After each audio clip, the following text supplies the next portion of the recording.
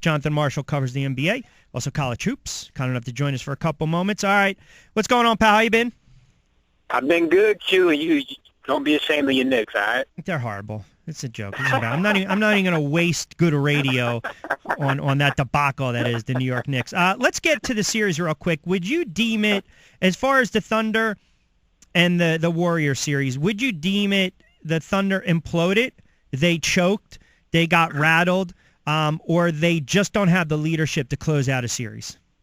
I would say they don't have the leadership to close out a series. I mean, at a certain point in time, you have to look at a KD and Russell Westbrook to come through and close it out.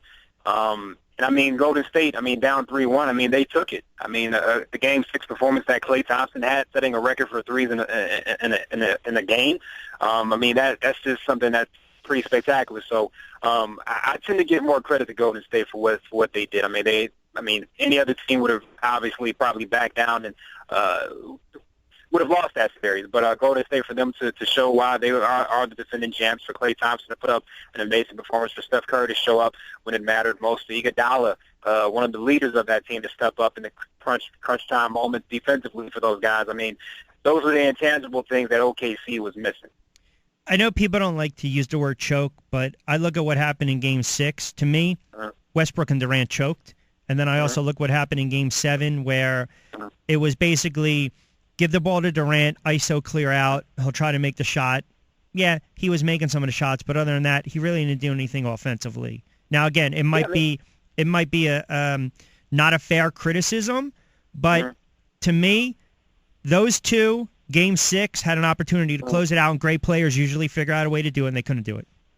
Yeah, I mean, look, that was my concern about OKC, all season. I mean, they revert to that one-on-one isolation ball, and that's not going to work, especially against a team like a Golden State, who will exploit that defensively and offensively. I mean, they have an all-around talented cast. So, I mean, yes, it was all well and good for the first 3 quarters, the first few games of the series, but when times get tough, you're usually going to revert to who you are, and that's who OKC is.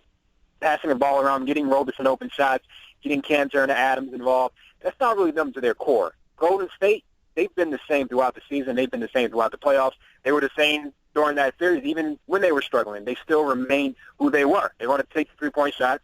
They're going to exploit different things offensively, and they remain. OKC, I just had a feeling they would always revert to who they are. They're just not going to change who they are to their core. That's just, that's not fair for them to expect them to change up. So I'm not surprised that it went that way, because that was my concern regarding OKC even before the playoffs started.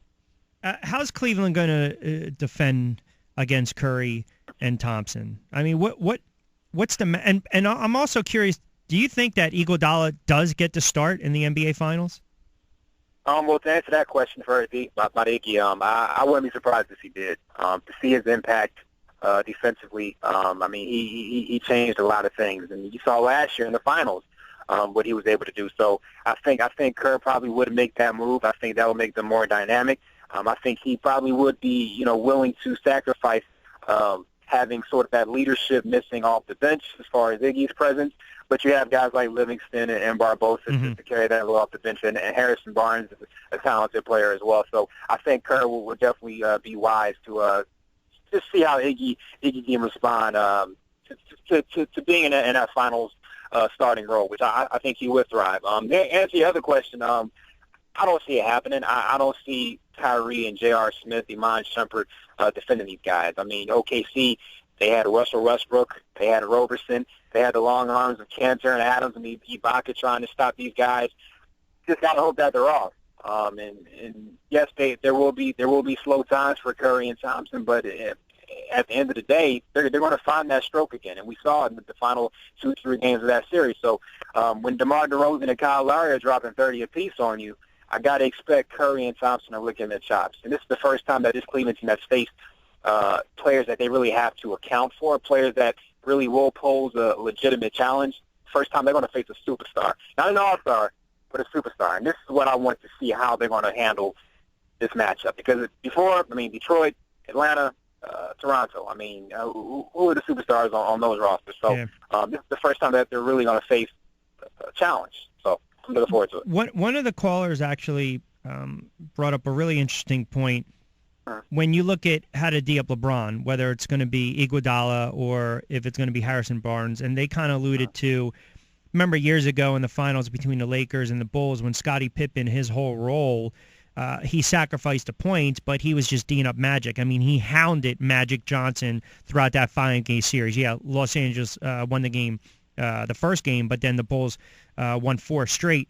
So I actually kind of want to take it to a Curry standpoint because we already understand the matchup on LeBron. Yeah, logic would say Curry is going to get guarded by Kyrie Irving, but my thinking is they're going to have to find a way to double up once they start to see him floating around the perimeter. Like to me, Cleveland has to be very quick rotating as far as perimeter defense. And if that's the case, if you start to see J.R. Smith roam a little bit, maybe weak side help against Curry, then that's going to leave Thompson open. Like, I can see it right now that Thompson, if the Golden State Warriors win, he's going to be MVP because I can just see he's going to have a series where he's going to average probably 25, 28 if they're slow to rotate.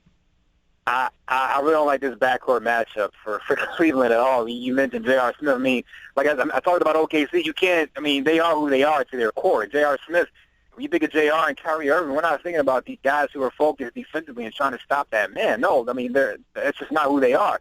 And I just, yes, there may be a couple of series, a couple of plays where they clamp down, but in the 7-game series, I mean, these guys are not going to be able to do it on a consistent basis.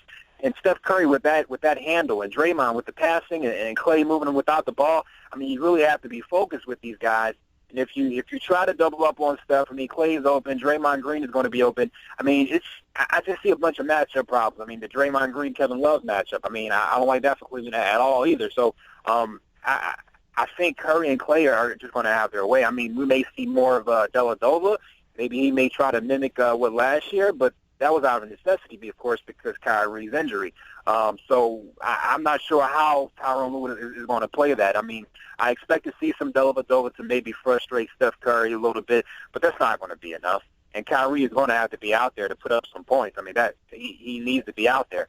But on the flip side, you're going to lose some defensive ability for sure with Kyrie and J.R. Smith out there. And two things, too. Kevin Love, forget about last year. This is his first NBA Finals debut. He shot poorly against Golden State in the regular season. I mean, Green was just draped on him. So I'm just wondering that, well, here's another thing. The only teeny little X factor is with Green, you can't get in foul trouble, and you can't get any more flagrant fouls. Because if he gets a flagrant foul, he's going to face an automatic suspension. Now, that's the only thing to me that bears worth watching. And if they lose him, you're talking about a power forward that can give you a little offense, certainly give you some defense, but also is going to guard up Kevin Love. That's my only little chink in the armor, so to speak, in this series. Like just something that, okay, let's kind of put it on the back burner for a moment.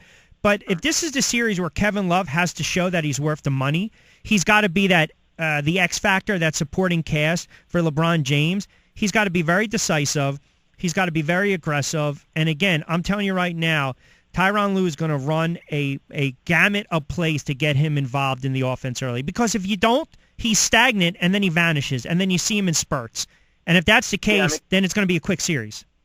Yeah, you're right. I mean, Kevin Love, I mean, we know what we're getting from LeBron. We can bank on Kyrie putting up 20 or some odd points. But K-Love is that guy. If his shot's not falling, his mindset is just, you know, he's out of it. He's not crashing the boards. He's not involved with the offense. He's not playing any defense. Any defense that he can play to begin with is beyond me. But if his shot's not falling early, he's out of it. And that's exactly what Draymond Green is going to want to have. And mentally, you can talk about physically that matchup, but mentally, I think Draymond is going to try to get in K-Love's head. We saw Kevin Love struggle at times in Toronto in that hostile environment. Imagine being in Oakland, Oracle Arena with those fans and your shot's not falling. Yeah. I mean, so he's going to figure something out, or Channing Frye is going to be taking some of this minute. Two more before I let you get out of here. Who do you like in the series? I mean, it seems like you're leaning towards Golden State. I like Golden State. I just don't like this matchup for Cleveland's backcourt. I think Clay and Curry will have their way. Well, hold on a second. Let me just count out for a moment. Are you like a 6 or a 7-game series, first of all?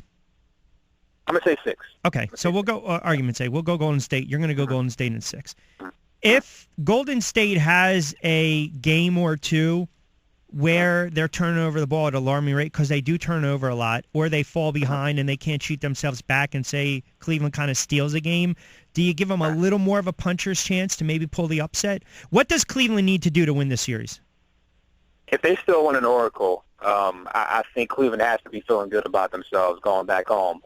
But I think you're going to need big performances from K. Love and Kyrie. That's what it comes down to. I mean, that was the argument after last year. K. Love and Kyrie weren't healthy. So they're healthy now. There's no excuse. I mean, LeBron's going to be LeBron. We know that. I think you need big-time performances from Kevin Love and Kyrie Irving. And you need J.R. Smith and Amon Shumpert and Channing Frye to play their role and be disciplined and focus in. That's what it's going to have to take.